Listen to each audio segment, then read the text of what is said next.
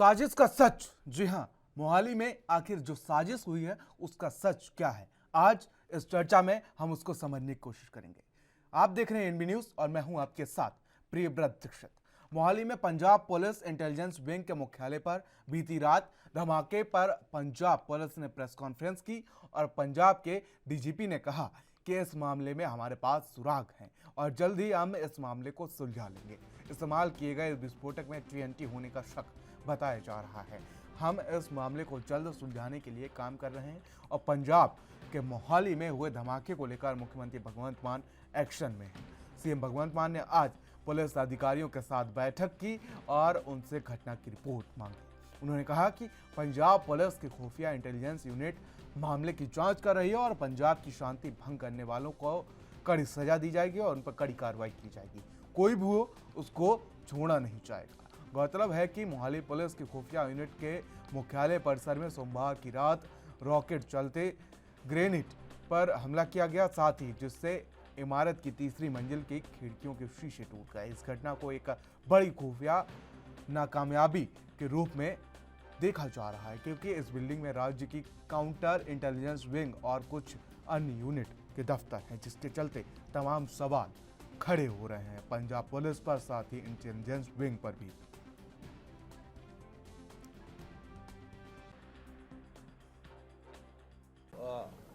Trace करने के लिए हम लोग पूरे एफर्ट्स कर रहे हैं। हमारे पास लीड हैं और जल्दी ही हम इस केस को सॉल्व कर लेंगे।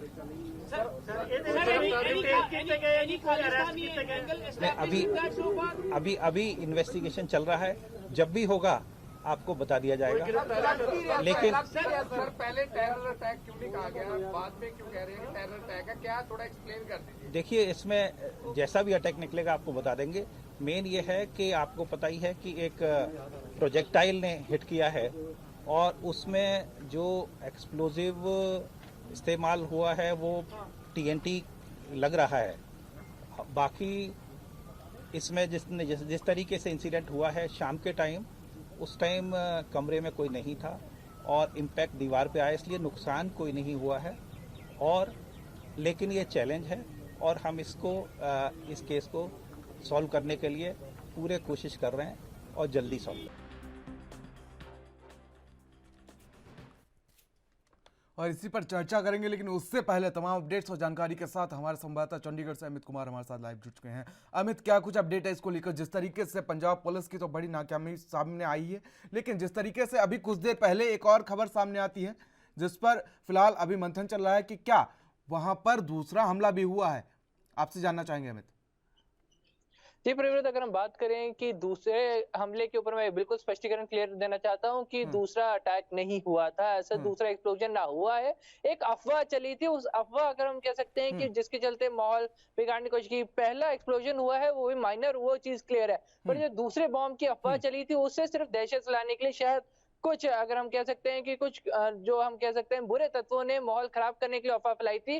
दूसरा एक्सप्लोजन बिल्कुल नहीं हुआ है। जैसे हम कहें, सुबह से हम उस स्पॉट पे खड़े हैं और सुबह से यहाँ पे पुलिस तैनात है, लगातार यहाँ पे एनआईए की टीम सर्च कर रही है और आसपास के हर एक एरिया को सर्च किया जा रहा है। तो ऐसे में चांस ही नहीं बचता है कि अगर कोई एक्सप्लोजिव अगर होता तो यहाँ पे पुलिस के हत्थे नहीं चढ़ता। पर ये जरूर अफवाह जरूर फैलाई गई ताकि माहौल खराब हो सके, पर ऐसा कहीं पे भी कोई सेकंड एक्सप्लोजन नहीं था और इसको बाकायदा क्लियर कर दिया सरकार, बाकायदा एसएसपी की तरफ से भी स्पष्टीकरण आ गया कि कोई भी सेकंड एक्सप्लोजन नहीं हुआ है, ना ही कोई सेकंड बॉम्ब मिला है। तो यहाँ पे वो चीज क्लियर कर देते हैं। वही हम बात करते हैं कि टोटली इन्वेस्टिगेशन अब तक कहां पहुंची है। जैसे आपको पता है कि पंजाब पुलिस इंटेलिजेंस के हेडक्वार्टर्स पे कल देर रात हमला हुआ था। एक रॉकेट प्रोपेल्ड ग्रेनेड या फिर आरपीजी से फायरिंग की गई थी।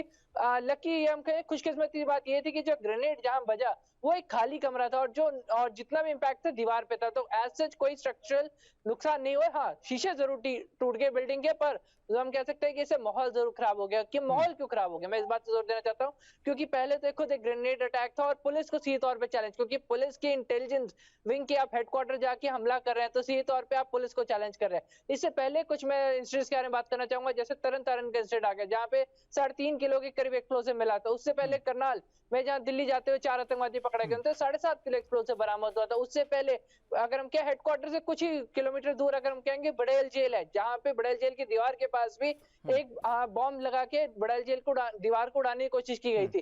तो उसके भी तार अगर हम करनाल से जुड़ते हुए नजर आ रहे थे। तो कहीं ना कहीं पंजाब का माहौल लगातार बिगाड़ने की कोशिश की जा रही है और इस चीज के ऊपर पंजाब पुलिस एक्शन लेती है और उससे ज्यादा अगर हम कहें कि पंजाब के मुख्यमंत्री भगवंत मान इससे ज्यादा इसके ऊपर एक्शन लेते नजर आ रहे हैं। आज उन्होंने पहले सभी सीनियर अधिकारियों से मीटिंग की और उसके बाद जब मीडिया से रूबरू हुए तो उन्होंने एक चीज बहुत ज्यादा क्लियर कर दी कि कुछ को हमने हिरासत में ले लिया है, कुछ दोषी शाम तक हिरासत में आ जाएंगे और एक्चुअल में जो भी रिस्पॉन्सिबल है पंजाब कि अगर हम कहें कि माहौल खराब करने का, पंजाब में टेरर का माहौल बनाने के लिए या फिर किसी भी टेररिस्ट गतिविधि का, उनको बख्शा नहीं जाएगा। सख्त से सख्त जो कानून के अंदर कार्रवाई बनती है उनके ऊपर की जाएगी और ऐसी कार्रवाई की जाएगी कि जो बाकी दहशतगर्द हैं उनको भी इसका खौफ हो जाए कि अगर उन्होंने पंजाब में किसी तरह के माहौल खराब करने की कोशिश की तो उनके साथ क्या हो सकता है। तो ये इन्वेस्टिगेशन बात करते हैं, जो अगर डीजीपी ने जैसे हमें जानकारी दी प्रेस कॉन्फ्रेंस के कुछ देर पहले, तो उन्होंने बताया कि जो एक्सप्लोसिव यूज हुआ वो टीएनटी लग रहा है। अभी तो एक्सेस अगर हम कहें कि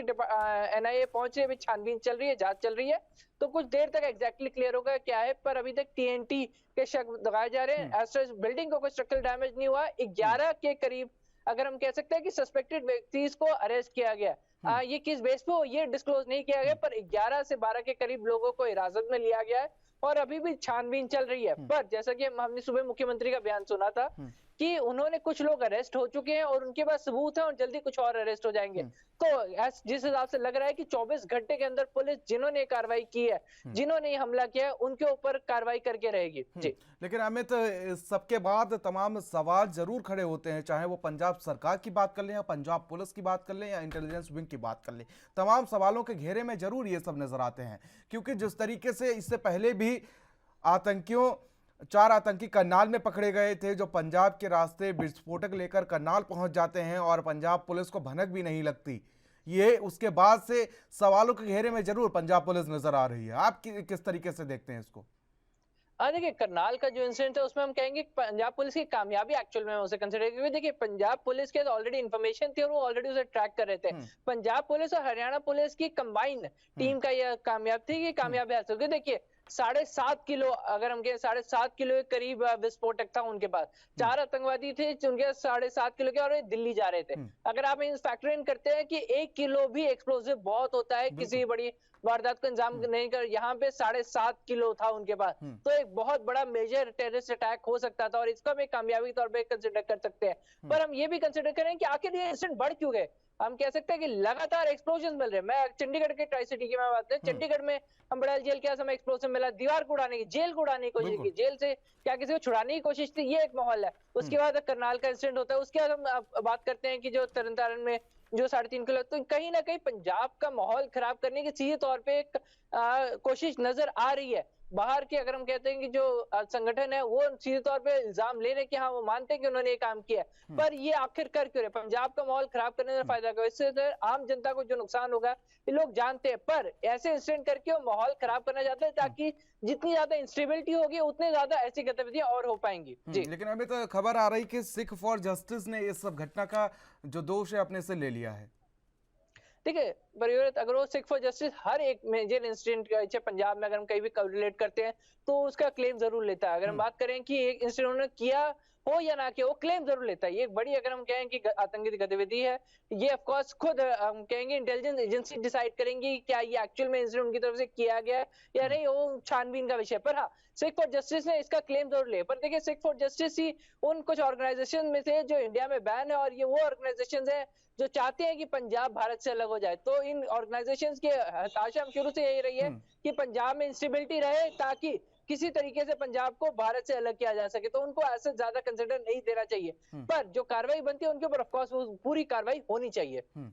लेकिन जिस तरीके से पंजाब को टारगेट करके रखा गया है, पंजाब में लगातार ऐसी आतंकी गतिविधियां सामने आती हैं, पाकिस्तान से करीबी जिस तरीके से बॉर्डर स्टेट है उसके साथ ही पंजाब हमेशा से टारगेट पे रहा है। पंजाब में अगर बात कर लें तो कभी ड्रोन से हथियार भेजे जाते हैं, हथियार मिलते हैं ड्रोन से, कभी विस्फोटक पदार्थ मिलते हैं, कभी नशीले पदार्थ मिलते हैं।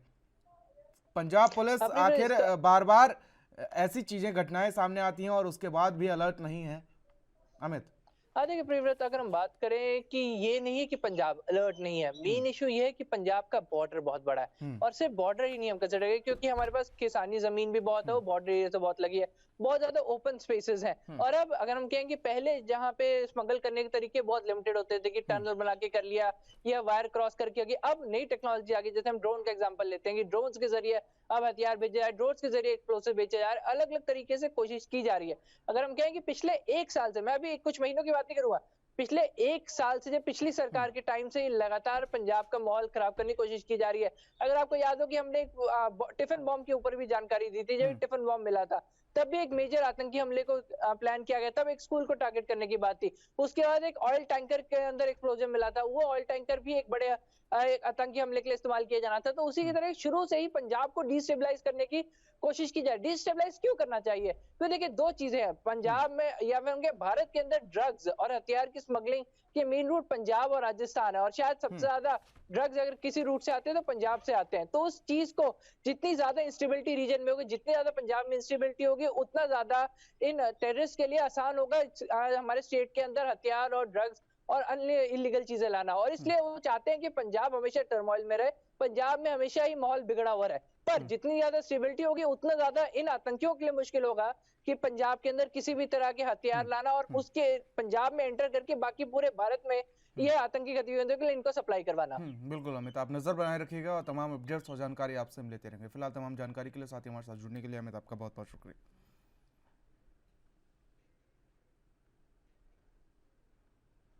और फिलहाल यहाँ रुकेंगे छोटे से ब्रेक के लिए, और ब्रेक के बाद समझने की कोशिश करेंगे कि आखिर साजिश का सच क्या है।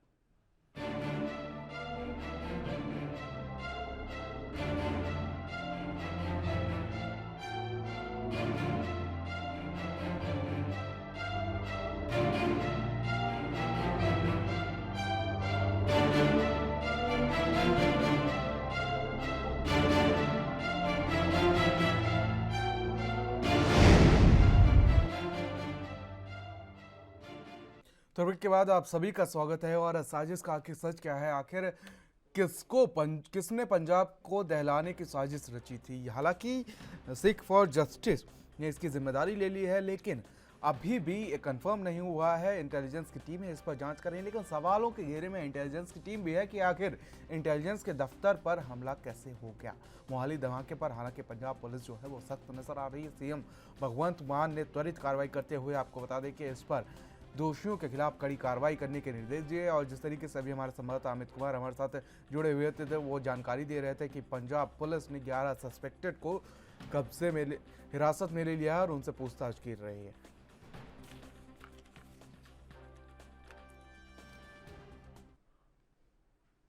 तो जितेंद्र पाल जी हमारे साथ आम आदमी पार्टी से जुड़ चुके हैं और इनसे जानने की कोशिश करेंगे कि आखिर पंजाब पुलिस अभी तक इतनी नाकाम कैसे हो गई कि एक बार फिर से पंजाब को टारगेट किया गया। जितेंद्र पाल जी, सबसे पहले बहुत बहुत स्वागत है आपका एनबी न्यूज पर। सर, एक बार फिर से भगवंत मान की सरकार और पंजाब पुलिस सवालों घेरे में है। सर, ऐसा है, ये घटना ही ऐसी है जी, जो पंजाब की और हमारे देश की सुरक्षा के लिए एक बहुत बड़ा खतरा है। तो लेकिन एक बात मैं आपको बोल देता हूँ, सरकार अभी बने केवल 50 दिन हुए हैं जी। कुछ ऐसी फोर्सेस हैं जो नहीं चाहती भी ये सरकार चले, या कुछ ऐसी फोर्सेस हैं जो वैसे ही जिनका डिस्टेबलाइजेशन में इंटरेस्ट होता है। तो हमारी सरकार ने तुरंत एक्शन लेकर इस कार्रवाई की डिटेल में जा रहे हैं। अभी जल्दी ही पता चल जाएगा इसके पीछे किसका हाथ है, बहुत जल्दी पता चल जाएगा। कल से ही हमारी टीम लगी हुई है।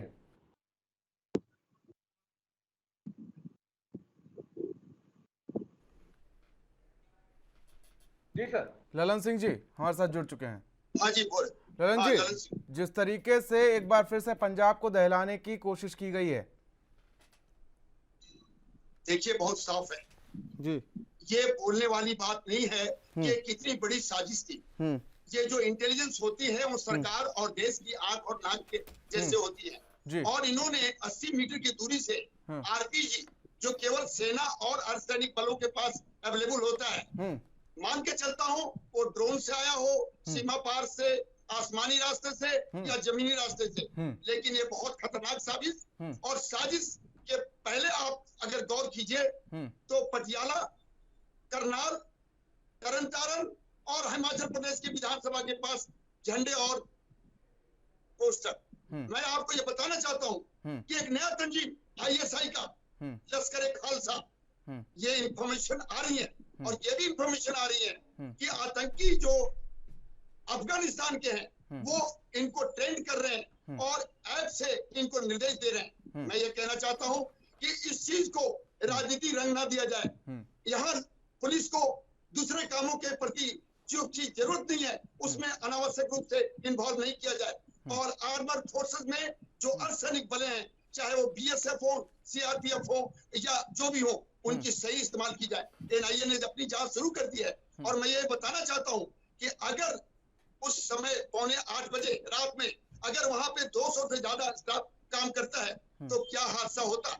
और ये भी मैं आपको बताना चाहता हूँ कि जो नया तंजीम इन्होंने अनाउंस किया है उसमें सच्चाई है, और जब ये पता चल गया कि हरजिंदर सिंह निंद्रा जैसे लोग, बब्बर खालसा और SDF जो अपने तौर पे एक संगठन बनाकर पाकिस्तान से पूरी निर्देशन दे रही है और पंजाब को और जम्मू के मिलते हुए इलाके को वो पूरी तौर से दलाने की कोशिश कर रही है। मैं बोलता हूँ महाराष्ट्र, तेलंगाना, और ये भी पता चला है कि तेलंगाना के अंदर कई बार पंजाब के रास्ते ये एक्सप्लोजिव जा चुके हैं। मैं ये भी कहना चाहता हूँ आज भी जो है नेशनल हाईवे को पूरी तौर पे सर्च हो रही है, और ये भी यकीनन मानना चाहिए अगर ये अम्बेला में एक आदमी सस्पेक्टेड को पकड़ा गया है और हजारों के जो तादाद में कॉल है उनके ऊपर सर्विलेंस चल रही है, तो पहले क्यों नहीं होती। और ये बोलना बहुत गलत है कि राजनीति का इसमें कोई दबाव है। दबाव पुलिस के अंदर हो सकता है क्योंकि लॉ एंड ऑर्डर पूरी स्टेट की होती है, लेकिन BSF के ऊपर भी मेरा एक सोच है कि ये आज का नहीं, कई समय से ये लगातार ड्रोनों से विस्फोटक और कुछ चीजें ऐसी आ रही हैं जो बहुत ही खतरनाक साबित हो सकती हैं पंजाब में, और ये मौके की तलाश में है कि पंजाब को कैसे दहलाया जाए। और एक सबसे बड़ी चीज कि अगर इसको हम कैजुअल लेंगे तो ये डेंजरस हो सकता है, केवल पंजाब के लिए नहीं, ये पूरे भारत के लिए, और पुरानी चीजों को याद करना पड़ेगा। बिल्कुल ललन सिंह जी, लौटेंगे आपके पास। जितेंद्र पाल जी, जिस तरीके से अभी एक घटना घटी थी बग्गा वाली, समझ रहे हैं ना आप, पंजाब पुलिस जाती है दिल्ली और वहां से लाने की कोशिश करती है बग्गा को, लेकिन आपके ही प्रदेश में जब ऐसी घटनाएं घटती हैं और फिर ये कहा जाता है कि पुलिस को सियासी टूल क्यों ना माना जाए। भाई आप दिल्ली से अपराधी को पकड़ के ले आते हैं, लेकिन आपके ही अंदर जो अपराधी हैं उन पर तो आप कार्रवाई नहीं कर पाते हैं। जितेंद्र पाल जी, सर पुलिस के अपने अलग अलग विंग्स हैं। जो पार्टी दिल्ली में बग्गा को लेने गई थी वो इंटेलिजेंस वाली पार्टी नहीं थी, वो एक साधारण पार्टी थी। सर नकेल कसनी चाहिए ना सब पर, सर सब पर नकेल कसनी चाहिए। मेरा सीधा सा मानना यह है कि पुलिस को अलर्ट रहना चाहिए पूरी तरीके से। सवाल जरूर उठ रहे हैं ना, सिक्योरिटी के लिए खतरा भी है, देश के लिए खतरा भी है, लेकिन एक बात तो हमें समझनी पड़ेगी, ये जो सेपरेट फोर्सेस होती हैं, एक तो इनका कोई धर्म नहीं होता, और इंस्टेबिलिटी लाने के लिए, क्योंकि पंजाब पिछले एक बार एक ऐसे दौर से गुजर चुका है जो बहुत भयानक दौर था, और यही पंजाब पुलिस ही थी जिसने अच्छी कार्रवाई करके उसको खत्म किया था। अब भी हमारी पंजाब पुलिस सक्षम है और जल्दी ही कल्प्रिट्स को पकड़ लिया जाएगा। लगातार इस तरीके की घटनाएं जब बढ़ जाती हैं तो सवाल उठना लाजमी सी बात है। लगातार जितेंद्र पाल जी, लगातार जिस तरीके से तमाम घटनाएं पिछले कुछ दिनों से सामने आई हैं तो ऐसे में सवाल उठना लाजमी सी बात है। रेंज की दूरी से रॉकेट आया, कैसे हुआ, विस्फोटक कहाँ था, विस्फोटक कैसे आया, इससे सभी कार्रवाई अभी चल रही है, क्योंकि सरकार अब तो बने अभी 50 दिन ही हुए हैं, और ये हो सकता है साजिशें जो हो ये काफी लंबे अरसे से बन रही हो। ये ऐसी बात नहीं भी आज ही साजिश बन गई, आज ही उन्होंने बम ब्लास्ट कर दिया, कोई ऐसी बात नहीं है। सर लंबे समय से अगर साजिश बन रही थी तो आपकी टीमें जो थी, तमाम एजेंसियां जो थी वो क्या सो रही थी? जितेंद्र पाल जी, आप जिस तरीके से कह रहे हैं कि लंबे समय से साजिश बन रही थी तो आपकी तमाम एजेंसियां जो थी वो साजिश जब बन रही थी तब क्या सो रही थी क्या? पूरी और जल्दी ही कल्प्रिट्स हैं वो आपके सामने होंगे। सर आप जिस तरीके से कह रहे थे कि लंबे समय से साजिश बन रही थी, तो आपकी जो तमाम एजेंसियां थी वो सो रही थी क्या? जब ये तमाम चीजें साजिशें रची जा रही थी तो आपकी एजेंसियां क्या कर रही थी? क्या मोटी सैलरी लेने के लिए ही उन एजेंसियों को रखा गया है क्या? देखिए सर, ये टोटल इसका इल्जाम एक फोर्स पे लगा देना ठीक नहीं होता।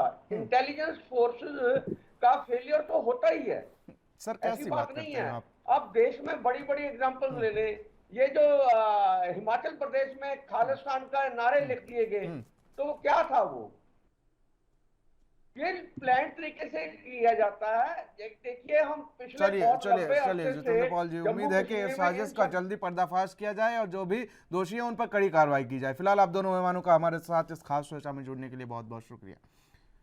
तो जिस तरीके से आखिर साजिश का सच क्या है, इसको भेदने के लिए पंजाब पुलिस के साथ पंजाब सरकार भी लगातार लगी हुई है और इस साजिश को लेकर जिस तरीके से कार्रवाई सीएम भगवंत मान ने की है वो सच में काबिल तारीफ है। लेकिन आखिर पंजाब को किसने टारगेट कर रखा है कि जो बार बार तमाम चीजें सामने आ रही हैं? तो फिलहाल आज की इस खास पेशकश में मेरे साथ इतना ही। देश और दुनिया की अहम खबरों के लिए बने रहिए एनबी न्यूज के साथ। नमस्कार।